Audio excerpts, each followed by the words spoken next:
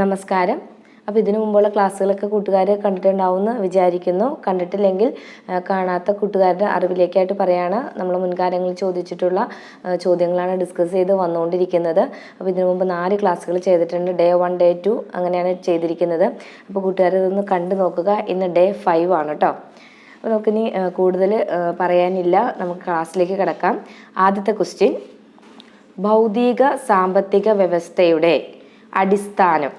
ഭൗതിക സാമ്പത്തിക വ്യവസ്ഥയുടെ അടിസ്ഥാനം ഏതാണെന്ന്. ഓപ്ഷൻസ് എ കമ്പ്യൂട്ടറും ഇൻ്റർനെറ്റും, ബി നൂതന സാങ്കേതിക വിദ്യയുടെ പ്രയോഗവും വിവരവിനിമയ സാങ്കേതിക വിദ്യയുടെ ഉപയോഗവും, സി നവമാധ്യമങ്ങളുടെ ഉപയോഗം, ഡി യൂട്യൂബ് ചാനലുകൾ. ഏതായിരിക്കും ആൻസർ? ആൻസർ ബി ആണ്, നൂതന സാങ്കേതിക വിദ്യയുടെ പ്രയോഗവും വിവരവിനിമയ സാങ്കേതിക വിദ്യയുടെ ഉപയോഗവും. അടുത്ത ക്വസ്റ്റ്യൻ, ജുവനൈൽ കോടതി കൈകാര്യം ചെയ്യുന്ന കേസുകൾ ഏതാണെന്ന്. ഓപ്ഷൻസ് എ വൃദ്ധജനങ്ങൾക്ക് നേരെയുള്ള കുറ്റകൃത്യങ്ങൾ, ബി സ്ത്രീകൾക്ക് നേരെയുള്ള കുറ്റകൃത്യങ്ങൾ, സി ഭിന്നശേഷിക്കാർക്ക് നേരെയുള്ള കുറ്റകൃത്യങ്ങൾ, ഡി കൗമാരക്കാരുടെ കുറ്റകൃത്യങ്ങൾ. ആൻസർ ഏതാണ്? ജുവനൈൽ കോടതി കൈകാര്യം ചെയ്യുന്ന കേസ് ഏതായിരിക്കും? ആരുടെ കേസായിരിക്കും കൈകാര്യം ചെയ്യുക? ആൻസർ ഡി ആണ്, കൗമാരക്കാരുടെ കുറ്റകൃത്യങ്ങൾ. ഇനി നമുക്ക് ജുവനൈൽ കോടതിനെ കുറിച്ചിട്ട് കുറച്ച് കാര്യങ്ങളൊന്ന് പഠിച്ചിരിക്കാം. 18 വയസ്സിന് താഴെയുള്ള കുട്ടികൾ ചെയ്യുന്ന കുറ്റകൃത്യങ്ങളെ കൗമാര കുറ്റകൃത്യങ്ങളായിട്ടാണ് കണക്കാക്കുന്നത്. അപ്പോൾ കൗമാര കുറ്റകൃത്യങ്ങൾ ഏതായിരിക്കും? 18 വയസ്സിന് താഴെയുള്ള കുട്ടികൾ ചെയ്യുന്ന കുറ്റകൃത്യങ്ങളെ എന്തായിട്ടാണ് കണക്കാക്കിയിരിക്കുന്നത്? കൗമാര കുറ്റകൃത്യങ്ങളായിട്ടാണ് കണക്കാക്കുന്നത്. ഇവർ കൗമാര കുറ്റാരോപിതർ എന്നാണ് അറിയപ്പെടുന്നത്. അപ്പോൾ ഇവരുടെ കുറ്റകൃത്യങ്ങൾ കൈകാര്യം ചെയ്യാൻ സ്ഥാപിക്കപ്പെട്ട സ്ഥാപനമാണ് ഏത്? ജുവനൈൽ കോടതി. കൗമാരക്കാരുടെ കുറ്റകൃത്യങ്ങൾ കൈകാര്യം ചെയ്യാൻ സ്ഥാപിക്കപ്പെട്ട സ്ഥാപനം അല്ലെങ്കിൽ സംവിധാനം ഏതാണ്? ജുവനൈൽ കോടതിയാണ്. മറ്റു കോടതികളുടെ പ്രവർത്തനങ്ങളിൽ നിന്നും തികച്ചും വ്യത്യസ്തമായാണ് ജുവനൈൽ കോടതികളുടെ പ്രവർത്തനം. എന്താണ് ചൈൽഡ് ലൈൻ എന്ന് പറഞ്ഞു കഴിഞ്ഞാൽ? അതായത് കുട്ടികൾ അനുഭവിക്കുന്ന പ്രശ്നങ്ങളും പ്രയാസങ്ങളും കണ്ടെത്തി അവരെ സഹായിക്കാനും സംരക്ഷിക്കാനും ഇന്ത്യ ഗവൺമെൻറ്റിൻ്റെ ministry of woman and child ഡെവലപ്മെൻറ്റിൻ്റെ കീഴിൽ പ്രവർത്തിക്കുന്ന ഒരു ഏജൻസിയാണ് ചൈൽഡ് ലൈൻ. നമുക്ക് എല്ലാവർക്കും അറിയാവുന്നതാണ് ചൈൽഡ് ലൈൻ ഹെൽപ്പ് നമ്പർ ഉണ്ട്. എത്രയാണ് ചൈൽഡ് ലൈൻ ഹെൽപ്പ് നമ്പർ?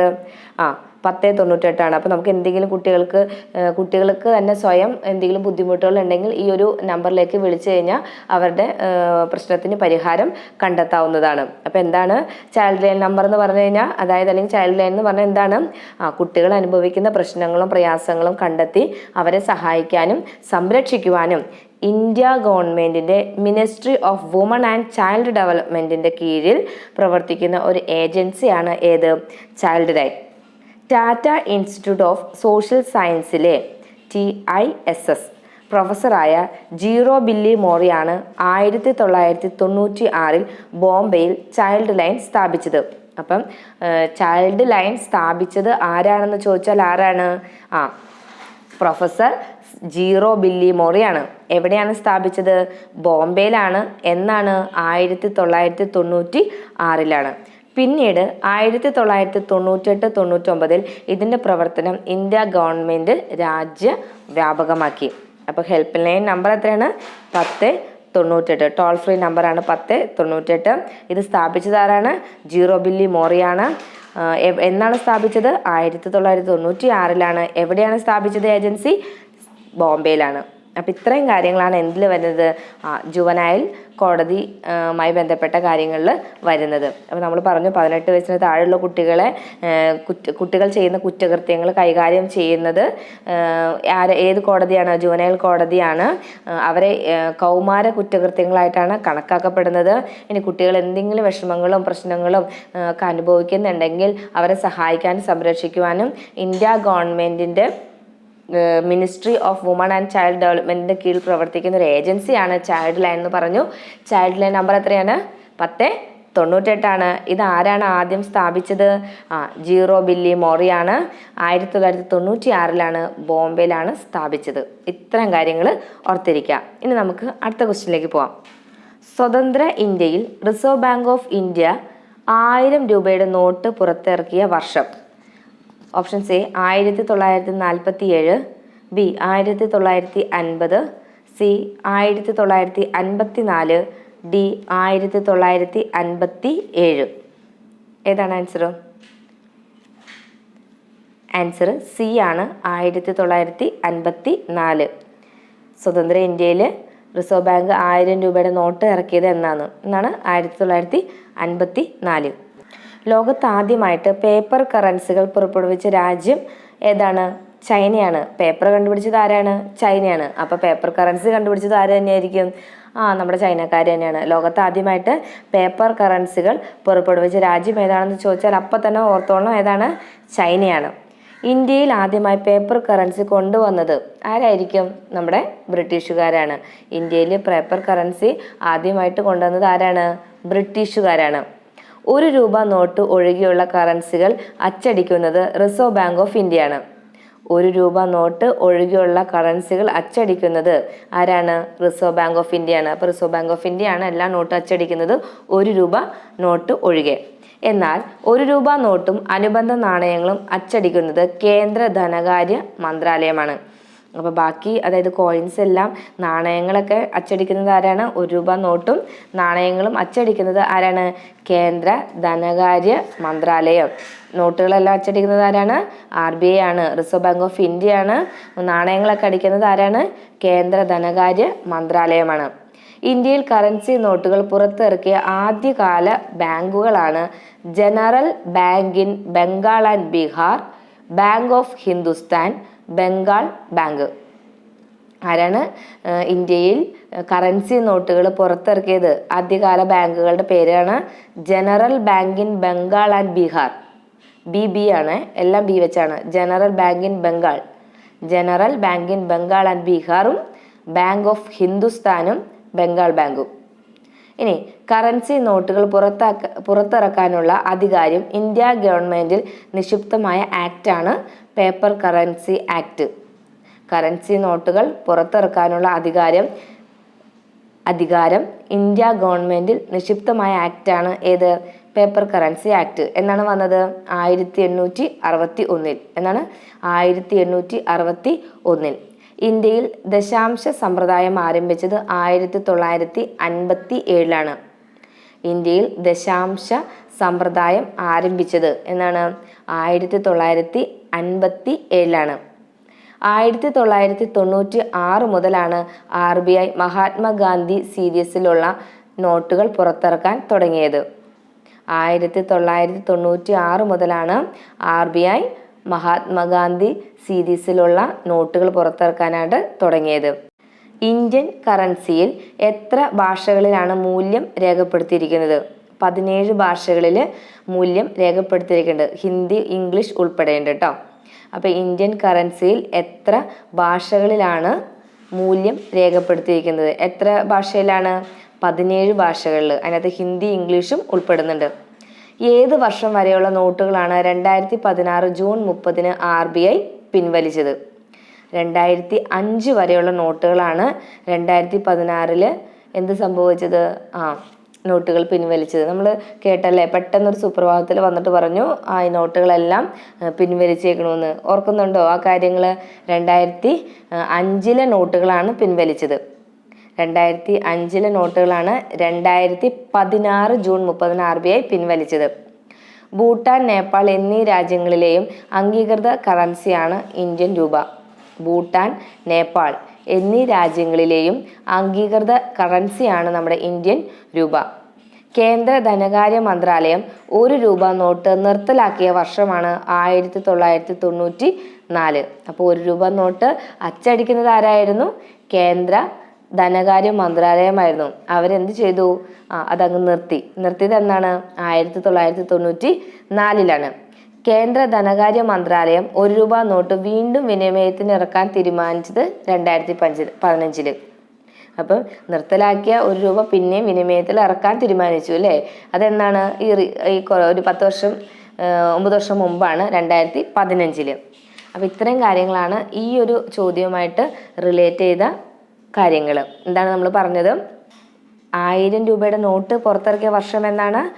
1954 ഇനി ലോകത്ത് ആദ്യമായിട്ട് പേപ്പർ കറൻസി കൊണ്ടുവന്നത് ആരാണ്? നമ്മുടെ ചൈനക്കാരാണ്. ഇന്ത്യയിൽ കൊണ്ടുവന്നത് ആരാണ്? ബ്രിട്ടീഷുകാരാണ്. ₹1 ഒഴികെയുള്ള ബാക്കി എല്ലാ നോട്ടുകളും അച്ചടിക്കുന്നത് ആരാണ്? റിസർവ് ബാങ്ക് ഓഫ് ഇന്ത്യ ആണ്. ₹1 നാണയങ്ങൾ അച്ചടിക്കുന്നത് കേന്ദ്ര ധനകാര്യ മന്ത്രാലയമാണ്. ഇനി ഓർത്തിരിക്കേണ്ട അടുത്തത് എന്താണ്? അതായത് ഈ നോട്ടുകളൊക്കെ പുറത്തിറക്കാനുള്ള അധികാരം ഇന്ത്യ ഗവൺമെന്റിൽ നിക്ഷിപ്തമായ ആക്ട് ഏതാണ്? പേപ്പർ കറൻസി ആക്ട് എന്നാണ് വന്നത്? 1861.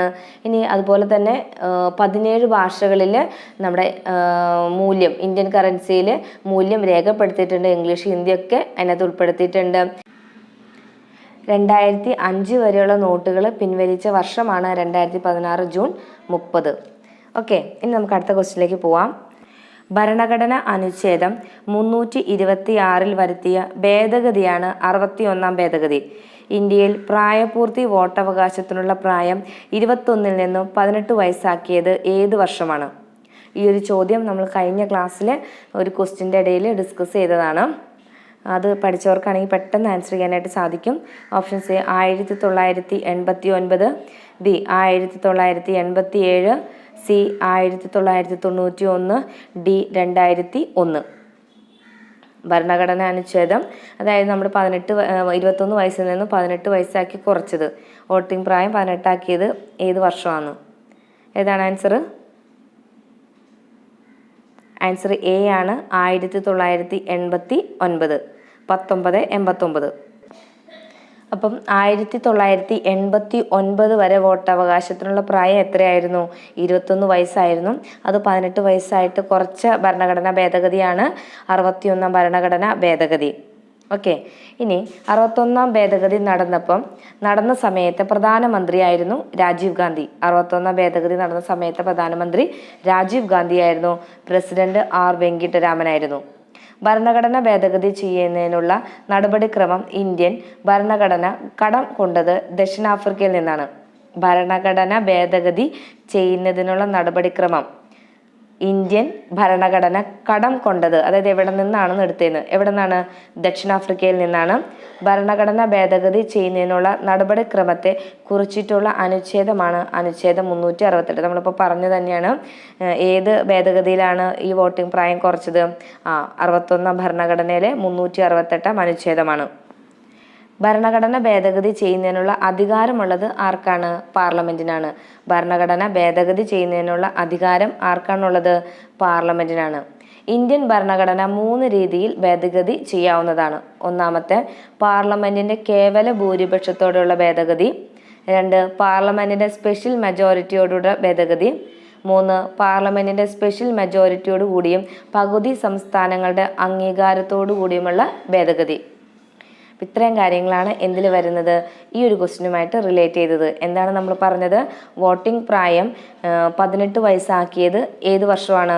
1989 മുതലാണ്. ആ സമയത്തുള്ള പ്രധാനമന്ത്രി ആരായിരുന്നു? രാജീവ് ഗാന്ധി ആയിരുന്നു. President R Venkataraman. അതൊന്നും അത്ര പ്രത്യേകം ഓർത്തിരുന്നില്ലെങ്കിലും ഇയർ ഓർത്തിരിക്കണം. 18 വയസ്സാക്കിയത് 1989. ഇനി എവിടെ നിന്നാണ് ഭരണഘടന ഭേദഗതി ചെയ്യാനുള്ള നടപടിക്രമം ഇന്ത്യൻ ഭരണഘടന കടം കൊണ്ടത്? നമ്മുടെ ദക്ഷിണാഫ്രിക്കയിൽ നിന്നാണ്. ഇനി ഭരണഘടന ഭേദഗതി ചെയ്യുന്നതിനുള്ള നടപടിക്രമത്തെ കുറിച്ചുള്ള അനുച്ഛേദമാണ് ഏത്? 368-ാമത്തെ അനുച്ഛേദം. ഇനി ഭരണഘടന ഭേദഗതി ചെയ്യാൻ ആർക്കാണ് അധികാരമുള്ളൂ? നമ്മുടെ പാർലമെന്റിന് മാത്രമേ അധികാരമുള്ളൂ. 3 രീതിയിൽ ഭേദഗതി ചെയ്യാം. ഒന്ന്, പാർലമെന്റിന്റെ കേവല ഭൂരിപക്ഷത്തോടുള്ള ഭേദഗതി ചെയ്യാം. രണ്ടാമത്തെ, പാർലമെന്റിന്റെ സ്പെഷ്യൽ മെജോറിറ്റിയോടുള്ള ഭേദഗതി. മൂന്നാമത്തെ, പാർലമെന്റിന്റെ സ്പെഷ്യൽ മെജോറിറ്റിയോട് കൂടിയും പകുതി സംസ്ഥാനങ്ങളുടെ അംഗീകാരത്തോടു കൂടിയുമുള്ള ഭേദഗതി. 18 വയസ്സ് പൂർത്തിയായ ഏതൊരു ഇന്ത്യൻ പൗരനും ജാതി, മത, വർഗ, വർണ്ണ, ഭാഷ, പ്രദേശ വ്യത്യാസങ്ങളില്ലാതെ തിരഞ്ഞെടുപ്പിൽ വോട്ട് ചെയ്യാനുള്ള അവകാശമാണ് ഏത്? പ്രായപൂർത്തി വോട്ടവകാശം. 18 വയസ്സ് പൂർത്തിയായ ഏതൊരു ഇന്ത്യൻ പൗരനും ജാതി, മത, വർഗ, വർണ്ണ, ഭാഷ, പ്രദേശ വ്യത്യാസങ്ങളില്ലാതെ തെരഞ്ഞെടുപ്പിൽ വോട്ട് ചെയ്യാനുള്ള അവകാശം ഏതാണ്? പ്രായപൂർത്തി വോട്ടവകാശം. ജനാധിപത്യ ഭരണക്രമത്തിൽ പൗരന് ലഭിക്കുന്ന ഏറ്റവും പ്രധാനപ്പെട്ട അവകാശമാണ് ഏത്? പ്രായപൂർത്തി വോട്ടവകാശം. ജനാധിപത്യ ഭരണക്രമത്തിൽ പൗരന് ലഭിക്കുന്ന ഏറ്റവും പ്രധാനപ്പെട്ട അവകാശമാണ് ഏത്? പ്രായപൂർത്തി വോട്ടവകാശം. വോട്ടവകാശത്തിലൂടെ പ്രതിനിധികളെ തിരഞ്ഞെടുക്കുന്നവരാണ് സമ്മതിദായകർ. വോട്ടവകാശത്തിലൂടെ പ്രതിനിധികളെ തിരഞ്ഞെടുക്കുന്നവരാണ് ആര്? സമ്മതിദായകർ. 1950 ജനുവരി 26 ഭരണഘടന നിലവിൽ വന്നതു മുതൽ സാർവത്രിക പ്രായപൂർത്തി വോട്ടവകാശം നിലവിൽ വന്നു. അപ്പോൾ ഭരണഘടന നിലവിൽ വന്നത് എന്നായിരുന്നു?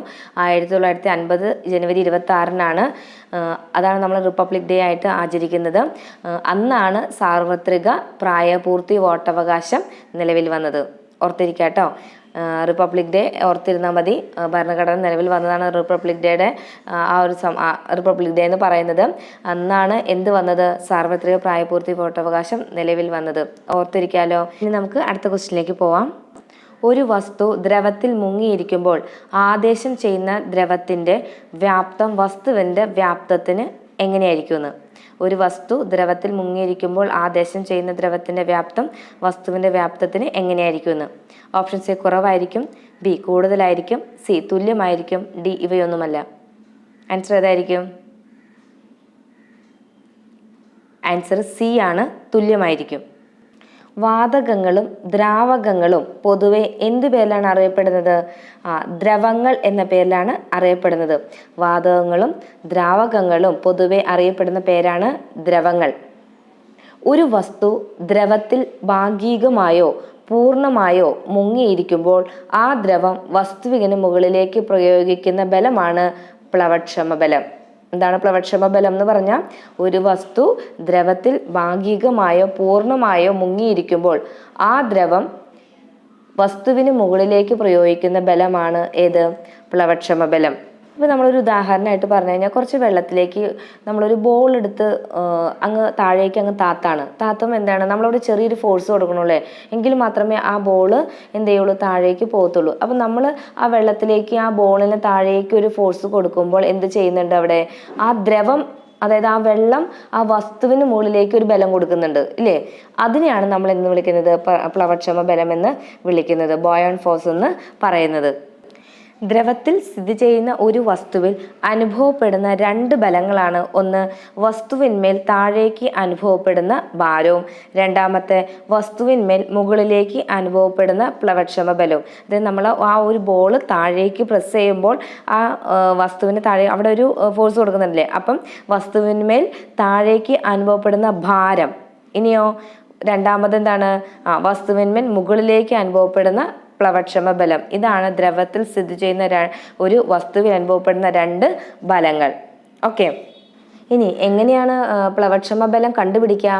അതായത് ഒരു വസ്തു ദ്രാവകത്തിലായിരിക്കുമ്പോൾ അല്ലെങ്കിൽ ഒരു വസ്തു ദ്രവത്തിലായിരിക്കുമ്പോൾ, ദ്രവം എന്ന് പറയുമ്പോൾ എന്ത് വരാം? വാതകമാവാം, ദ്രാവകമാകാം.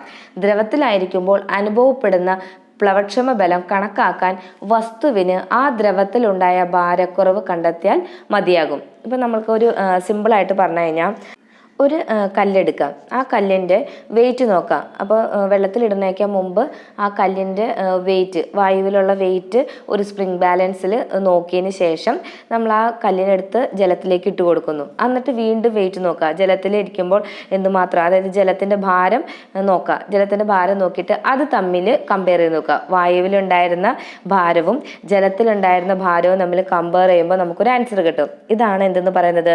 പ്ലവക്ഷമ ബലമെന്ന് പറയുന്നത്. അതായത് എന്താണ്? ഒരു വസ്തു ദ്രവത്തിലായിരിക്കുമ്പോൾ അനുഭവപ്പെടുന്ന പ്ലവക്ഷമ ബലം എങ്ങനെ കണക്കാക്കാം? വസ്തുവിന് ആ ദ്രവത്തിലുണ്ടായ ഭാരക്കുറവ് കണ്ടെത്തിയാൽ മതിയാവും. അതായത് പുറത്തിരിക്കുമ്പോൾ, വായുവിലിരിക്കുമ്പോൾ ഒരു വെയിറ്റ് ആയിരിക്കും, അത് ജലത്തിലേക്ക് വരുമ്പോൾ എന്തായിരിക്കും? അല്പം വെയിറ്റ് കുറയും. ആ കുറയുന്ന ആ വെയിറ്റിനെയാണ് നമ്മൾ എന്തെന്ന് വിളിക്കുന്നത്? പ്ലവക്ഷമ ബലം എന്ന് പറയുന്നത്. ഇപ്പോൾ മനസ്സിലായെന്ന് വിചാരിക്കുന്നു.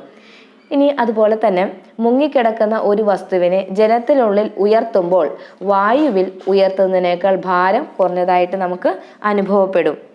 ഉദാഹരണമായിട്ട് പറയുകയാണെങ്കിൽ പെട്ടെന്ന് ഓർക്കാൻ പറ്റുന്നത് എന്താ? നമ്മുടെ കിണറിൽ വെള്ളം കോരുന്നത് അല്ലേ? അപ്പോൾ നമ്മൾ കിണറിൽ നിന്ന് വെള്ളം കോരുമ്പോൾ എന്തായിരിക്കും സംഭവിക്കുക? ആ പാള അങ്ങ് വെള്ളത്തിലേക്ക് കുറേ താഴ്ത്തി വിട്ടിട്ട് നമ്മൾ അവിടെ നിന്ന് വലിക്കുമ്പോൾ എന്തായിരിക്കും? ഒട്ടും വെയിറ്റ് നമുക്ക് അനുഭവപ്പെടില്ല അല്ലേ? വളരെ സിമ്പിളായിട്ട് നമുക്കത് വലിച്ച് കയറ്റാനായിട്ട് പറ്റും. പക്ഷെ വെള്ളത്തിൻ്റെ ലെവലിൽ നിന്ന് മാറി വായുവിലേക്ക് കിടക്കുമ്പോൾ എന്ത് സംഭവിക്കും? വെയിറ്റ് അനുഭവപ്പെടാനായിട്ട് തുടങ്ങും. ഇതാണ് ഇവിടെ പറയുന്നത്. മുങ്ങിക്കിടക്കുന്ന ഒരു വസ്തുവിനെ ജലത്തിനുള്ളിൽ ഉയർത്തുമ്പോൾ വായുവിൽ ഉയർത്തുന്നതിനേക്കാൾ എന്തായിരിക്കും ഭാരം കുറഞ്ഞതായിട്ട് അനുഭവപ്പെടുന്നു. അതായത് വെള്ളത്തിൽ നിന്ന് ഉയർത്തുമ്പോൾ ഭാരം കുറവായിരിക്കും, പക്ഷെ അത് വായുവിലേക്ക് കൊണ്ടുവരുമ്പോൾ എന്ത് സംഭവിക്കും? അതിന് വെയിറ്റ് കൂടുതലായിട്ട് നമുക്ക് ഫീൽ ചെയ്യും. ഇനി നിത്യജീവിതത്തിൽ പ്ലവക്ഷമ ബലം അനുഭവപ്പെടുന്ന മറ്റ് സന്ദർഭങ്ങൾ ഏതൊക്കെയായിരിക്കാം? അത് ഹൈഡ്രജൻ നിറച്ച ബലൂൺ വായുവിൽ ഉയർന്നു പൊങ്ങുന്നു, വിമാനം ഉയർന്നു പറക്കുന്നു, പാരച്യൂട്ട്, കപ്പൽ, ബോട്ട്, വള്ളം, ഇതെല്ലാം തന്നെ എന്തിന് ഉദാഹരണങ്ങളാണ്? പ്ലവക്ഷമ ബലം അനുഭവപ്പെടുന്ന സന്ദർഭങ്ങളാണ്. ഓർത്തിരിക്കാട്ടോ. അപ്പോൾ പ്ലവക്ഷമ ബലം അനുഭവപ്പെടുന്ന സന്ദർഭങ്ങൾ ഏതൊക്കെയാണ്? ഹൈഡ്രജൻ നിറച്ച ബലൂൺ വായുവിൽ ഉയർന്നു പൊങ്ങുന്നത്, കപ്പൽ പൊങ്ങിക്കിടക്കുന്നു, കപ്പൽ, ബോട്ട്, വള്ളം, ഇതെല്ലാം പൊങ്ങിക്കിടക്കുന്നത് വെള്ളത്തിന് മുകളിൽ. പിന്നെ വിമാനം ഉയർന്നു പറക്കുന്നു, പാരച്യൂട്ട്. പിന്നെ നമ്മൾ എന്ത് ചെയ്യുന്ന ജലത്തിനടിയിൽ നിന്ന് മുകളിലേക്ക് ഉയർന്ന വസ്തുക്കൾക്ക് ഭാരക്കുറവ് അനുഭവപ്പെടുന്നു. നമ്മുടെ കപ്പി, അതായത് കിണറിൽ നിന്ന് വെള്ളം കോരുന്നത് കേട്ടോ. അപ്പം ഇത്രയും കാര്യങ്ങളാണ് നിത്യജീവിതത്തിൽ പ്ലവക്ഷമ ബലം അനുഭവപ്പെടുന്ന സന്ദർഭങ്ങൾ. ദ്രവത്തിൽ മുങ്ങിയിരിക്കുന്ന ഒരു വസ്തുവിൽ പ്ലവക്ഷമ ബലം അനുഭവപ്പെടുന്നത് എവിടേക്കായിരിക്കും? മുകളിലേക്കായിരിക്കും അല്ലേ? ദ്രവത്തിൽ മുങ്ങിയിരിക്കുന്ന ഒരു വസ്തുവിൽ പ്ലവക്ഷമ ബലം അനുഭവപ്പെടുന്ന എവിടേക്കായിരിക്കും? മുകളിലേക്കായിരിക്കും. പ്ലവക്ഷമ ബലം എന്താണെന്ന് നമ്മൾ പഠിച്ചു അല്ലേ? ഒരു വസ്തു ദ്രവത്തിൽ ഭാഗികമായോ പൂർണ്ണമായോ മുങ്ങിയിരിക്കുമ്പോൾ ആ ദ്രവം വസ്തുവിന് മുകളിലേക്ക് പ്രയോഗിക്കുന്ന ബലമാണ് പ്ലവക്ഷമ ബലം എന്ന് പറഞ്ഞു അല്ലേ? അങ്ങനെയെങ്കിൽ ദ്രവത്തിൽ മുങ്ങിയിരിക്കുന്ന ഒരു വസ്തുവിൽ പ്ലവക്ഷമ ബലം അനുഭവപ്പെടുന്ന മുകളിലേക്കായിരിക്കോ താഴേക്കായിരിക്കോ? എവിടേക്കായിരിക്കും? മുകളിലേക്കായിരിക്കും. അപ്പോൾ പ്ലവക്ഷമ ബലം മുകളിലേക്കായിരിക്കും. ഇനി പ്ലവക്ഷമ ബലത്തെ സ്വാധീനിക്കുന്ന ഘടകങ്ങളാണ് ദ്രാവകത്തിൻ്റെ സാന്ദ്രതയും വസ്തുവിൻ്റെ വ്യാപ്തവും. പ്ലവക്ഷമ ബലത്തെ സ്വാധീനിക്കുന്ന ഘടകങ്ങൾ ഓർത്തിരിക്കണം. ദ്രാവകത്തിൻ്റെ സാന്ദ്രത, ഓരോ ദ്രാവകത്തിനും എന്തായിരിക്കും? ശുദ്ധജലത്തിന് ഒരു ഡെൻസിറ്റി ആയിരിക്കും, സാന്ദ്രതയായിരിക്കും. അതുപോലെ തന്നെ ഉപ്പ് വെള്ളത്തിന് വേറെ സാന്ദ്രതയായിരിക്കും. അപ്പോൾ ദ്രാവകത്തിൻ്റെ സാന്ദ്രതയും അതുപോലെ തന്നെ വസ്തുവിൻ്റെ വ്യാപ്തവുമായിരിക്കും എന്തിനെ സ്വാധീനിക്കുന്ന ഘടകങ്ങൾ? ബോയോൺ ഫോഴ്സ് അഥവാ പ്ലവക്ഷമ ബലത്തെ സ്വാധീനിക്കുന്ന ഘടകങ്ങൾ.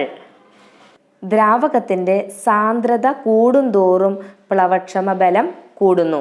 ദ്രാവകത്തിൻ്റെ സാന്ദ്രത, ഡെൻസിറ്റി കൂടുന്തോറും എന്ത് ചെയ്യുന്നു? ബോയോൺ ഫോഴ്സും കൂടുന്നു, പ്ലവക്ഷമ ബലം കൂടുന്നു. ദ്രാവകത്തിൻ്റെ സാന്ദ്രത കൂടുന്തോറും എന്ത് സംഭവിക്കുന്നു? പ്ലവക്ഷമ ബലം കൂടുന്നു. ഓർത്തിരിക്കുക കേട്ടോ. അപ്പോൾ എന്തുകൊണ്ടായിരിക്കാം നമ്മുടെ കപ്പൽ കടലിലെ വെള്ളത്തിലൂടെ, അതായത് കടലിലെ ജലത്തിലൂടെ ഇങ്ങനെ ഒഴുകിയിട്ട് ശുദ്ധജലത്തിലേക്ക് കടക്കുമ്പോൾ അല്പം താഴാനായിട്ട് കാരണം എന്തായിരിക്കാം? സാന്ദ്രതയിലുള്ള വ്യത്യാസമാണല്ലേ. അതായത് കടലിലെ ജലത്തേക്കാൾ ശുദ്ധജലത്തിൻ്റെ സാന്ദ്രത കുറവായതിനാൽ അവിടെ എന്ത് കുറയും? പ്ലവക്ഷമ ബലവും കുറയും. അതുകൊണ്ട് തന്നെ ശുദ്ധജല തടാകത്തിലേക്ക് പ്രവേശിക്കുമ്പോൾ കപ്പൽ അല്പം താഴുന്നു. മനസ്സിലായോ? അതായത് കടലിലെ കടൽ ജലത്തിന് സാന്ദ്രത കൂടുതലാണ്, ശുദ്ധജല തടാകത്തിന് അല്ലെങ്കിൽ ശുദ്ധജലത്തിന് എന്തായിരിക്കും? സാന്ദ്രത കുറവാണ്. അപ്പോൾ സാന്ദ്രത കുറഞ്ഞാൽ പ്ലവക്ഷമ ബലവും കുറയും, സാന്ദ്രത കൂടിയാൽ പ്ലവക്ഷമ ബലവും കൂടും. അപ്പോൾ സാന്ദ്രത കുറഞ്ഞു, പ്ലവക്ഷമ ബലം കുറഞ്ഞപ്പോൾ ശുദ്ധജല തടാകത്തിലേക്ക് കയറുമ്പോൾ കപ്പൽ എന്ത് സംഭവിക്കും? അല്പം ഒന്ന് താഴാനായിട്ട് തുടങ്ങുന്നു, അല്ലെ അല്പം ഒന്ന് താഴ്ന്നു പോകുന്നു. അങ്ങനെയെങ്കിൽ നമ്മൾ നേരത്തെ പറഞ്ഞു അല്ലേ, കപ്പലും ബോട്ടും വള്ളമൊക്കെ വഞ്ചിയൊക്കെ വെള്ളത്തിന് മുകളിൽ പൊങ്ങിക്കിടക്കാനായിട്ട് സഹായിക്കുന്ന അല്ലെങ്കിൽ പൊങ്ങിക്കിടക്കുന്നതിന് കാരണമായ ദ്രവബലം ഏതാണെന്ന് പറഞ്ഞു? പ്ലവക്ഷമ ബലം. പ്ലവക്ഷമ ബലത്തിന് ഉള്ള ഉദാഹരണങ്ങൾ അനുഭവപ്പെടുന്ന നിത്യജീവിതത്തിൽ അനുഭവപ്പെടുന്ന സന്ദർഭങ്ങളിൽ നമ്മൾ പറഞ്ഞതാണ്. ഏത്? കപ്പൽ, ബോട്ട്, വഞ്ചി, വള്ളമൊക്കെ എന്ത് ചെയ്യുന്നു? വെള്ളത്തിൽ പൊങ്ങിക്കിടക്കുന്നത്. അതിന് കാരണമായ ബലം ഏതാണെന്ന് പറഞ്ഞു? ലിക്വിഡ് ഫോഴ്സ് ആണ്. ഏത്? പ്ലവക്ഷമ ബലം അഥവാ ബോയൺ ഫോഴ്സ് ആണെന്ന് പറഞ്ഞു. അപ്പോൾ അത് എന്തായിരിക്കും കാരണം? അതിൻ്റെ മെയിൻ ആയിട്ടുള്ള കാരണം എന്താണ്? എന്തുകൊണ്ടാണ് കപ്പലൊക്കെ വെള്ളത്തിൽ പൊങ്ങിക്കിടക്കാനുള്ള കാരണം? പ്ലവക്ഷമ ബലം ദ്രവത്തിൽ ഇരിക്കുന്ന വസ്തുവിൻ്റെ ഭാരത്തേക്കാൾ കൂടുതലായാൽ വസ്തു എന്ത് സംഭവിക്കും? ദ്രാവകത്തിൽ പൊങ്ങിക്കിടക്കും. അപ്പം പ്ലവക്ഷമ ബലം ദ്രവത്തിലിരിക്കുന്ന ആരാണ്? നമ്മുടെ കപ്പലാണ്, അല്ലെങ്കിൽ ബോട്ടോ അല്ലെങ്കിൽ വഞ്ചിയോ ആവട്ടെ, വസ്തുവിൻ്റെ ഭാരത്തേക്കാൾ, അതായത് കപ്പലിൻ്റെ ഭാരത്തേക്കാൾ കൂടുതലായാൽ, എന്ത് കൂടുതലായാൽ? പ്ലവക്ഷമ ബലം കൂടുതലായാൽ കപ്പൽ എന്ത് ചെയ്യും? ദ്രാവകത്തിൻ്റെ മുകളിൽ പൊങ്ങിക്കിടക്കും. അപ്പോൾ അവിടെ എന്താണ്? പ്ലവക്ഷമ ബലം ദ്രാവകത്തിൽ ഇരിക്കുന്ന വസ്തുവിൻ്റെ ഭാരത്തേക്കാൾ കൂടുതലായാൽ വസ്തു ദ്രാവകത്തിൽ എന്ത് ചെയ്യും? പൊങ്ങിക്കിടക്കും. പ്ലവക്ഷമ ബലം കൂടുതലായാൽ. ഓക്കെ, അപ്പോൾ എന്തുകൊണ്ടാണ് കപ്പലും ബോട്ടും വള്ളവും ഒക്കെ പൊങ്ങിക്കിടക്കണമെന്ന് മനസ്സിലായല്ലോ. ഇനി പ്ലവക്ഷമ ബലം ദ്രവത്തിൽ ഇരിക്കുന്ന വസ്തുവിൻ്റെ ഭാരത്തേക്കാൾ കുറവായാൽ എന്ത് സംഭവിക്കും? വസ്തു ദ്രവത്തിൽ താഴ്ന്നു പോകും. ഓക്കെ, അപ്പോൾ എന്താണ് നമ്മൾ പറഞ്ഞത്? അതായത് ഒരു സാധനം ഇപ്പോൾ ഒരു ബോളോ എന്തെങ്കിലും കൂടെ നമ്മൾ വെള്ളത്തിലേക്ക് ഇടണമെങ്കിൽ, അത് പൊങ്ങിക്കിടക്കണമെങ്കിൽ എന്ത് വേണം? അവിടെ പ്ലവക്ഷമ ബലം കൂടുതലായിരിക്കും. ആ വസ്തുവിൻ്റെ ഭാരത്തേക്കാൾ പ്ലവക്ഷമ ബലം കൂടുതലാണെങ്കിൽ പൊങ്ങിക്കിടക്കും. പ്ലവക്ഷമ ബലം കുറവാണെങ്കിലോ താഴ്ന്നു പോകും. ആ വസ്തു വെള്ളത്തിലേക്ക് താഴ്ന്നു പോകും. ഇപ്പം കറക്റ്റായിട്ട് മനസ്സിലായെന്ന് വിചാരിക്കുന്നു. ഇനി എന്താണ് പ്ലവന തത്വം എന്ന് പറഞ്ഞു കഴിഞ്ഞാൽ, അതായത് ഒരു വസ്തു ദ്രവത്തിൽ പൊങ്ങിക്കിടക്കുമ്പോൾ വസ്തുവിൻ്റെ ഭാരവും വസ്തു ആദേശം ചെയ്യുന്ന ദ്രവത്തിൻ്റെ ഭാരവും എങ്ങനെയായിരിക്കും? തുല്യമായിരിക്കും. അതാണ് നമ്മുടെ ക്വസ്റ്റ്യൻ ആയിരുന്നത്. എന്തായിരുന്നു നമ്മുടെ ക്വസ്റ്റ്യൻ? ഒരു വസ്തു ദ്രവത്തിൽ മുങ്ങിയിരിക്കുമ്പോൾ ആദേശം ചെയ്യുന്ന ദ്രവത്തിന്റെ വ്യാപ്തം വസ്തുവിന്റെ വ്യാപ്തത്തിന് എങ്ങനെയായിരിക്കും എന്നായിരുന്നു നമ്മുടെ ക്വസ്റ്റ്യൻ. എങ്ങനെയായിരിക്കും നമ്മൾ പഠിച്ചത്? തുല്യമായിരിക്കും. ഇത് പ്ലവന തത്വമാണ്. അതുപോലെ തന്നെ ഒരു വസ്തു ദ്രവത്തിൽ മുങ്ങിയിരിക്കുമ്പോൾ ആദേശം ചെയ്യുന്ന ദ്രവത്തിന്റെ വ്യാപ്തം വസ്തുവിന്റെ വ്യാപ്തത്തിന് തുല്യമായിരിക്കും. നേരത്തെ അവിടെ നമുക്ക് വ്യാപ്തമാണ് ചോദിച്ചേട്ടോ. അപ്പം പ്ലവന തത്വം എന്ന് പറഞ്ഞാൽ എന്താണ് പ്ലവന തത്വം? ഒരു വസ്തു ദ്രവത്തിൽ പൊങ്ങി കിടക്കുമ്പോൾ വസ്തുവിൻ്റെ ഭാരവും വസ്തു ആദേശം ചെയ്യുന്ന ദ്രവത്തിൻ്റെ ഭാരവും തുല്യമായിരിക്കും. ഒരു വസ്തു ദ്രവത്തിൽ മുങ്ങിയിരിക്കുമ്പോൾ ആദേശം ചെയ്യുന്ന ദ്രവത്തിൻ്റെ വ്യാപ്തവും വസ്തുവിൻ്റെ വ്യാപ്തത്തിന് തുല്യമായിരിക്കും. ഇതാണ് പ്ലവന തത്വം. അപ്പോൾ നമ്മൾ നേരത്തെ പറഞ്ഞു, ഓരോ ശുദ്ധജലത്തിന് ഒരു സാന്ദ്രതയാണ്, ഉപ്പുവെള്ളത്തിന് ഒരു സാന്ദ്രതയാണ്, മണ്ണെണ്ണയ്ക്ക് ഒരു സാന്ദ്രതയാണെന്നൊക്കെ പറഞ്ഞു. അപ്പോൾ ആ സാന്ദ്രതയൊന്നും നമുക്കൊന്ന് പഠിച്ചു വെക്കാം. ജലത്തിൻ്റെ സാന്ദ്രതയാണ് 1000 kg/m³, മണ്ണെണ്ണയുടെ 810 kg/m³, ഉപ്പുവെള്ളത്തിൻ്റെ ഏകദേശം 1025 kg/m³. ഇത് ഓർത്തിരിക്കണം കേട്ടോ. കാരണം എക്സാമിന് ജലത്തിൻ്റെ സാന്ദ്രത എത്രയാണെന്ന് ചോദിക്കാറുണ്ട്, അല്ലെങ്കിൽ മണ്ണെണ്ണയുടെ സാന്ദ്രത എത്രയാണെന്ന് ചോദിക്കാറുണ്ട്, ഉപ്പുവെള്ളത്തിൻ്റെ സാന്ദ്രത എത്രയാണെന്ന് ചോദിക്കാറുണ്ട്. കൂടുതലും ജലവും മണ്ണെണ്ണയാണ് ചോദിക്കാറ്. അതുകൊണ്ട് ഇതിൻ്റെ രണ്ടിൻ്റെ സാന്ദ്രത ഓർത്തിരിക്കുക. ജലത്തിൻ്റെ സാന്ദ്രത ഏതാണ്? 1000 kg. ജലം 1000, മണ്ണെണ്ണ 810. Okay, kg/m³. ഉപ്പുവെള്ളം 1025, ഏകദേശം 1025 kg/m³ ആണ്. ഇനി സാന്ദ്രത കൂടുതലുള്ള വസ്തുക്കൾക്ക് പ്ലവക്ഷമ ബലം കൂടുതലായിരിക്കും. അതും ഓർത്തിരിക്കുക. ഡെൻസിറ്റി കൂടുമ്പോൾ എന്ത് സംഭവിക്കും? നമ്മൾ നേരത്തെ പറഞ്ഞു തന്നെയാണ്. ഡെൻസിറ്റി കൂടുമ്പോൾ പ്ലവക്ഷമ ബലം കൂടും, ഡെൻസിറ്റി കുറയുമ്പോൾ പ്ലവക്ഷമ ബലം കുറയും. നമ്മുടെ കപ്പൽ ശുദ്ധജലത്തിൽ എത്തുമ്പോൾ എന്ത് പറ്റുന്നു? പതുക്കെ ഒന്ന് താഴുന്നു. അതായത് അവിടെ ശുദ്ധജലത്തിൻ്റെ സാന്ദ്രത കുറവായതുകൊണ്ടാണ്, പ്ലവക്ഷമ ബലവും കുറവായതുകൊണ്ട് സാന്ദ്രത കുറയുമ്പോൾ പ്ലവക്ഷമ ബലം കുറയും. അപ്പം പതുക്കെ ഒന്ന് കപ്പലൊന്ന് താഴും. ഓക്കെ, ഇനി അടുത്തത് വ്യാപ്തം കൂടുമ്പോൾ എന്താ സംഭവിക്കുന്നത്? വ്യാപ്തം കൂടുമ്പോൾ പ്ലവക്ഷമ ബലം കൂടും. വ്യാപ്തം കൂടുമ്പോൾ പ്ലവക്ഷമ ബലത്തിന് എന്ത് സംഭവിക്കുന്നു? പ്ലവക്ഷമ ബലം കൂടുന്നു. അതും ഓർത്തിരിക്കുക. അങ്ങനെയെങ്കിൽ എന്തായിരിക്കും ആർക്കിമിഡീസ് പ്രിൻസിപ്പിൾ അഥവാ ആർക്കിമിഡീസ് തത്വം? അതായത് ഒരു വസ്തു ഭാഗികമായോ പൂർണ്ണമായോ ഒരു ദ്രവത്തിൽ മുങ്ങിയിരിക്കുമ്പോൾ അതിൽ അനുഭവപ്പെടുന്ന പ്ലവക്ഷമ ബലം വസ്തു ആദേശം ചെയ്യുന്ന ദ്രവത്തിൻ്റെ ഭാരത്തിന് തുല്യമായിരിക്കും. ഇതാണ് എന്ത്? ആർക്കിമിഡീസ് തത്വം എന്ന് പറയുന്നത്. എന്താണ്? ഒരു വസ്തു ഭാഗികമായോ പൂർണ്ണമായോ ഒരു ദ്രവത്തിൽ മുങ്ങിയിരിക്കുമ്പോൾ അതിൽ അനുഭവപ്പെടുന്ന പ്ലവക്ഷമ ബലം വസ്തു ആദേശം ചെയ്യുന്ന ദ്രവത്തിൻ്റെ ഭാരത്തിന് തുല്യമായിരിക്കും. കൂട്ടുകാർ ആർക്കിമിഡീസിൻ്റെ കഥയൊക്കെ കേട്ടിട്ടുണ്ടാവും അല്ലേ? അപ്പം അതെന്താണെന്ന് ജസ്റ്റ് ഒന്ന് ഞാൻ പറയാം കേട്ടോ. അപ്പം എന്താണെന്ന് വെച്ച് കഴിഞ്ഞാൽ, അതായത് ഹെയറോ രാജാവിൻ്റെ നിർദ്ദേശപ്രകാരം സ്വർണ്ണപ്പണിക്കാരൻ ഒരു കിരീടം നിർമ്മിച്ചു നൽകി. അപ്പോൾ ഈ സ്വർണ്ണ കിരീടത്തിൽ മായം കലർന്നിട്ടുണ്ടോ എന്ന് പരിശോധിക്കാനായിട്ട് നമ്മുടെ രാജാവ് ഈ ആർക്കിമിഡീസിനോട് പറഞ്ഞു. അപ്പോൾ ആർക്കിമിഡീസിന് ആകെ ടെൻഷനായി. ഇതിനകത്ത് ഇത് എങ്ങനെ കണ്ടുപിടിക്കും? അപ്പോൾ ആർക്കിമിഡീസിന് ഒരു കാര്യം അറിയായിരുന്നു. ശുദ്ധമായ സ്വർണത്തിൻ്റെ സാന്ദ്രത കണ്ടെത്താൻ സ്വർണ്ണക്കട്ടിയുടെ മാസിനെ അതിൻ്റെ വ്യാപ്തം കൊണ്ട് ഹരിച്ചാൽ മതിയെന്ന് അദ്ദേഹത്തിന് അറിയായിരുന്നു. പക്ഷേ ഈ കിരീടത്തിന് യാതൊരു കുഴപ്പം പറ്റാനായിട്ട് പാടില്ല. അങ്ങനെ അദ്ദേഹം ഭയങ്കര ടെൻഷൻ അടിച്ചിരിക്കുന്ന സമയത്താണ് അതിൻ്റെ വ്യാപ്തം, അതായത് കിരീടത്തിന് ഒരു കുഴപ്പവും പറ്റാതെ അതിൻ്റെ വ്യാപ്തം എങ്ങനെ കണ്ടുപിടിക്കുമെന്നായിരുന്നു അദ്ദേഹത്തിൻ്റെ ടെൻഷൻ. അപ്പോൾ ആ ഒരു പ്രശ്നം എങ്ങനെ പരിഹരിക്കുമെന്ന് ഇങ്ങനെ ആലോചിച്ചുകൊണ്ടിരുന്ന സമയത്ത് അദ്ദേഹം ഒരു ദിവസം കുളിക്കാനായിട്ട് പോയി. അപ്പം കുളിക്കാനായിട്ട് നിറയെ ജലം നിറച്ച് വെച്ച ഒരു കുളിത്തൊട്ടിയിലാണ് അദ്ദേഹം അങ്ങോട്ട് കിടന്നു കഴിഞ്ഞപ്പോൾ എന്ത് സംഭവിച്ചു? അദ്ദേഹം കിടന്ന സമയത്ത് തന്നെ ആ നിറഞ്ഞിരുന്ന പാത്രത്തിലെ വെള്ളം കവിഞ്ഞു പുറത്തേക്ക് ഒഴുകാനായിട്ട് തുടങ്ങി. അപ്പോൾ അദ്ദേഹത്തിന് എന്ത് മനസ്സിലായി? ഒരു വസ്തുവിൻ്റെ വ്യാപ്തം കണക്കാക്കാനായിട്ട് ആ വസ്തു ആദേശം ചെയ്യുന്ന ജലത്തിൻ്റെ വ്യാപ്തം കണ്ടാൽ മതിയെന്ന് അദ്ദേഹത്തിന് മനസ്സിലായി. അങ്ങനെ കിരീടത്തിൻ്റെ വ്യാപ്തവും സാന്ദ്രതയും കണ്ടെത്തി കിരീടത്തിൽ മായം കലർന്നിട്ടുണ്ടെന്ന് ആർക്കിമിഡീസ് ഉറപ്പിച്ചു. ഓക്കെ, കഥ കൂട്ടുകാർക്ക് ഇഷ്ടമായോ? നമ്മൾ കുറേ നേരം പഠിക്കുമ്പോൾ ഇടയ്ക്ക് ഇതേപോലെ ഒരു കഥകളൊക്കെ കേട്ടത് അറിയാവുന്ന കഥകളായിരിക്കും, കൊച്ചു ക്ലാസ്സിൽ നമ്മൾ പഠിക്കുന്നതാണ് ഇത്. അതുമാത്രമല്ല, നമ്മൾ ഈ പ്ലവക്ഷമ ബലം, ദ്രവബലങ്ങളെക്കുറിച്ച് പഠിക്കുന്നത് 9ാം ക്ലാസ്സിലാണ് കേട്ടോ.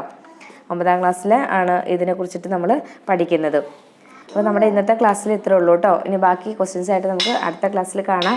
അപ്പോൾ കൂട്ടുകാർ തീർച്ചയായിട്ടും ഉപകാരപ്പെടുന്നുണ്ടെങ്കിൽ താഴെ കമൻറ്റ് ബോക്സിൽ പറയാനും ഒന്ന് ലൈക്ക് ചെയ്യാനും മറക്കരുത് കേട്ടോ. Okay, thanks for watching.